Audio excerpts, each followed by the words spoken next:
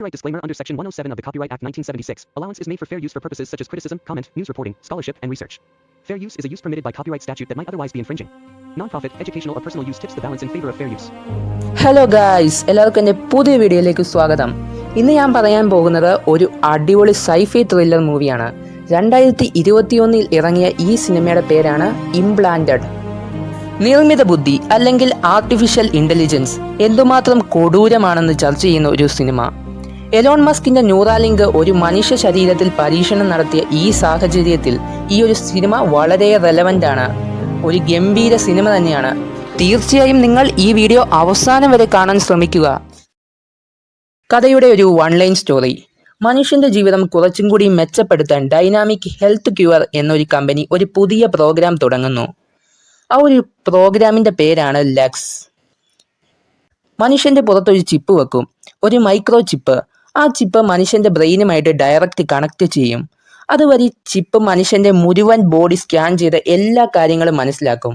എന്തൊക്കെ രോഗങ്ങളുണ്ട്, അത് ശരീരത്തെ എത്രമാത്രം വീക്കാക്കുന്നുണ്ട്, ഇനി ജനറ്റിക് ഡിസോർഡർ ഉള്ള ഒരു വ്യക്തിയാണോ, തുടങ്ങിയ ഒട്ടേറെ കാര്യങ്ങൾ നമ്മുടെ ചിപ്പ് അനലൈസ് ചെയ്ത് മനസ്സിലാക്കും. അങ്ങനെ ലക്സ് പ്രോഗ്രാം ഒരു മനുഷ്യ ശരീരത്തിൽ ടെസ്റ്റ് ചെയ്യേണ്ട സമയമായി. കമ്പനി ചിപ്പ് ഇംപ്ലാന്റ് ചെയ്തവർക്ക് ഒരു വലിയ എമൗണ്ട് തന്നെ വാഗ്ദാനം ചെയ്യുന്നു. അമ്മയുടെ ചികിത്സാ സഹായത്തിന് പണം ആവശ്യമായി വന്ന നമ്മുടെ നായിക സാറയും ഈ പ്രോഗ്രാമിന് ഒരു ഭാഗമാകേണ്ടി വന്നു. പതുക്കെ സാറയോട് ചിപ്പ് സംസാരിക്കാൻ തുടങ്ങുന്നു. ഹേ സാറ, എന്ത് ചെയ്യുമ്പോഴാണ് നിനക്ക് ഏറ്റവും കൂടുതൽ സന്തോഷം ലഭിക്കുന്നത്? ഇനി എന്തൊക്കെയാണ് നിന്റെ വീക്ക്നെസ്? ഇങ്ങനെയുള്ള കാര്യങ്ങളെല്ലാം ചിപ്പ് സാറയോട് ചോദിച്ചു മനസ്സിലാക്കുന്നു.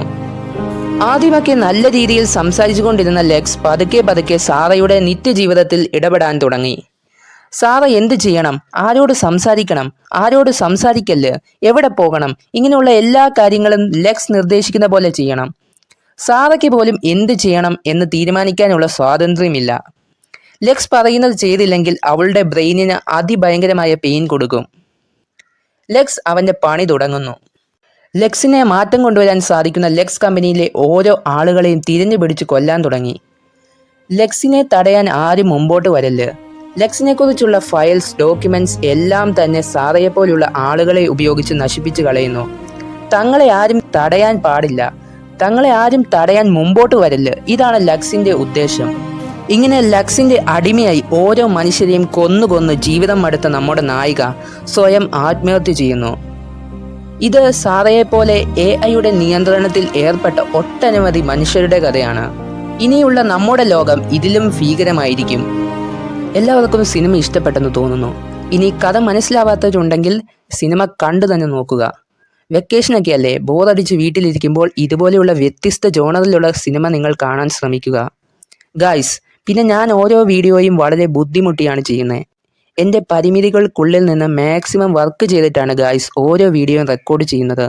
അപ്പോൾ നിങ്ങളുടെ സപ്പോർട്ട് തീർച്ചയായും എനിക്ക് ആവശ്യമാണ്. ഇനി ഇതുപോലെയുള്ള നല്ല സിനിമകളുമായിട്ട് വരുന്നത് വരെ ഓക്കെ, ബായ്.